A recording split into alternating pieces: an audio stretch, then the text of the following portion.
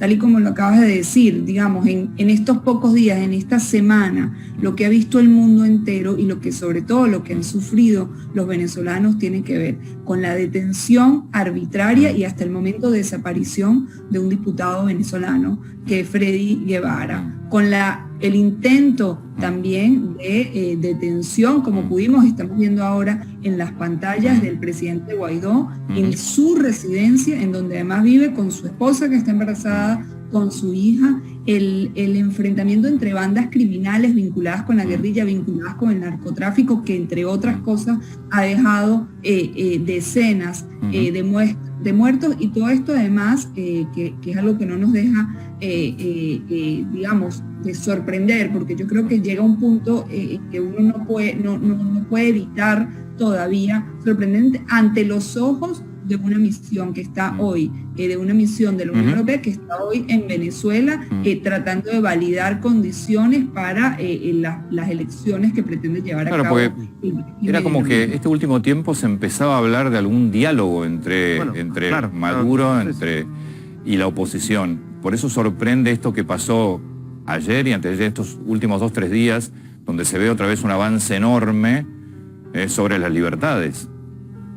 Exactamente, y ahí es donde queremos también enfocarnos y demostrarle al mundo que lo que nosotros venimos diciendo durante muchísimo tiempo, durante muchísimos años, no es un invento de nuestra parte. Nosotros hemos puesto toda la voluntad que existe y la seguimos poniendo. Ayer, segundos antes de que se llevaran al diputado Freddy Guevara, tuvo la valentía, además, de grabar un video. Se filmó él, en el auto. En sus redes sociales, en donde sabía que se lo iban a llevar preso.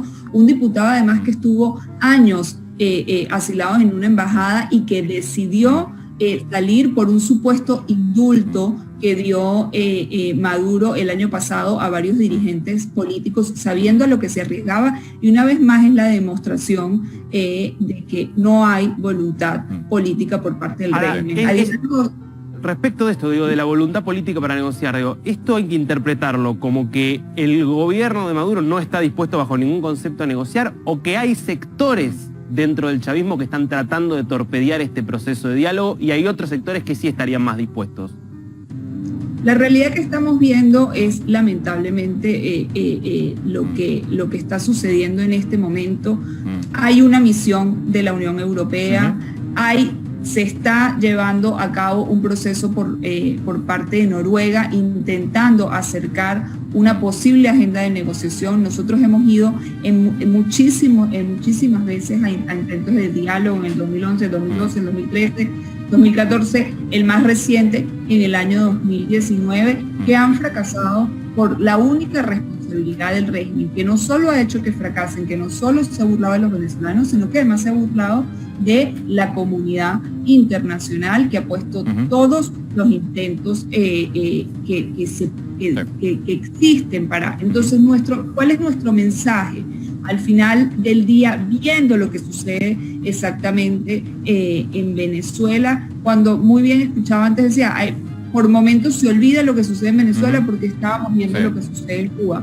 Lamentablemente lo que sucede en Venezuela, creo que no hay un día que pase que se olvida, porque son muchísimos hechos los que acontecen. Entonces, vemos ayer como el presidente Alberto Fernández evita condenar la represión en Cuba, y de alguna manera aprovecha nuevamente para abogar por la dictadura venezolana, pidiendo que se elimine un supuesto bloqueo. Y yo creo que aquí es donde tenemos que recordar que en Venezuela no existe el bloqueo. Hay sanciones concretas contra corruptos y violadores de derechos humanos, y además hay excepciones que permiten el ingreso de medicina. Pero, digamos, no es la situación de Cuba, no es la situación de Cuba con el bloqueo. Sí, igual lo que hay que recordar es que todo esto, total, se vive en una Venezuela que ha sido devastada económicamente, que la han convertido en uno de los países más pobres de toda la región. Sí, mucho antes de cualquier sanción de Estados Unidos. Mucho antes de cualquier sanción, porque esto viene de la época ya de Chávez, ni hablar de Maduro. Y ahora sumar el caso de la pandemia, es decir, la verdad que Venezuela la han arrasado, ¿no? Sí. Exactamente, y la ha arrasado el régimen inicialmente de Chávez, quien tuvo la renta petrolera más importante de la historia durante 10 años y que no invirtió $118 el barril llegó a tocar. Exactamente, y no invirtió un solo centavo en Venezuela y por supuesto hace varios años ya por parte de Maduro, en donde una pandemia, tal y como ustedes mencionaban, ni siquiera contamos con agua en los hospitales, que es el elemento básico para paliar no solo cualquier pandemia, sino cualquier enfermedad. Entonces la magnitud de lo que está ocurriendo en Venezuela no se le puede adjudicar a ningún bloqueo inexistente, por cierto, no se le puede adjudicar a ninguna falta de voluntad política por parte de los dirigentes democráticos.